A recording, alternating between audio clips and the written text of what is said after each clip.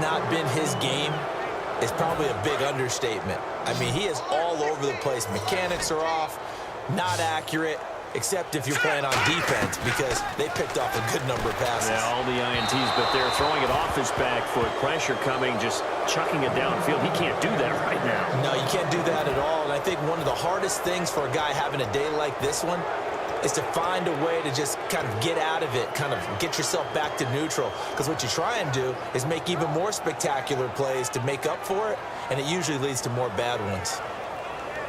And down by 5, they've got to go for it here on 4th down. Leopard! Here we go now. 3-19. Got to try it here. He's back to throw. Now a desperation throw deep downfield. Got a man. It's caught inside the 10. It's a big-time play there on 4th and 10. 48 yards. We know it's tough enough to pick up first downs on 3rd down plays, but when you go for it on 4th down, sometimes you're actually just praying, and on that play, the prayer was answered. And now inside the red zone, the offense will operate. Watch it now, Barney. Here we go. They'll try and run with Booker. He takes it across for the touchdown, and they've taken the lead late in the final minute of the 4th. Wow. So many practices we watched over time where the offense works on scoring late in the game and finding a way to win, as we just saw there. Just saw it right there. Now can they preserve that advantage that they just got?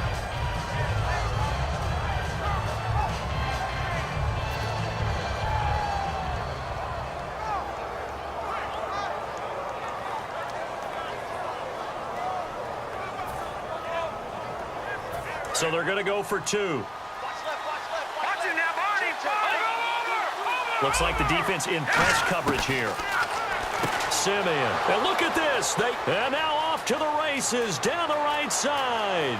A great read, and it's picked off. He's at the 30. And he takes it all the way back. It's a pick 2, if you will, as that play backfires in a big way.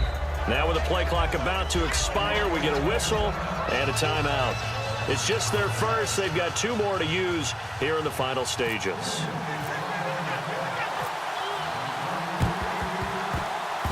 And I think the Broncos have it. They do. A field goal will do it for them. They got the onside kick that they needed here. We'll see if they can do the rest. Some teams are just not comfortable waiting to see what happens. Some teams like to force the action. That's exactly what we saw with this onside kick.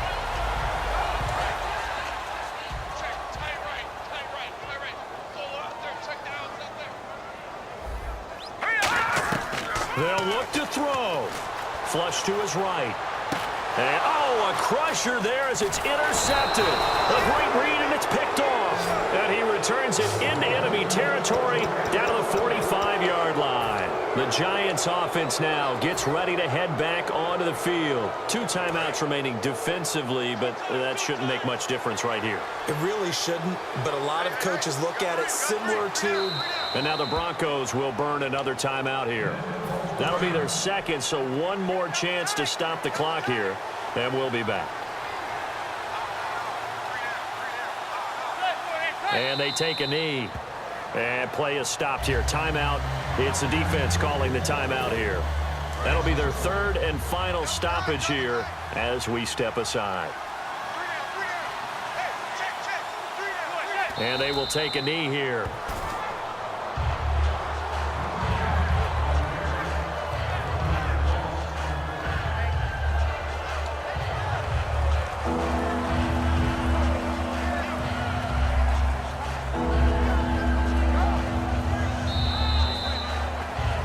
Charles, stepping back from this one a moment, no matter who's on the field, it's always tough to come in here and beat a team that's the defending champs, but they were able to get it done. Weren't they 10-0 overall in this stadium? If you include the playoffs, 8-0 regular season. Yeah, I mean, that's really fantastic.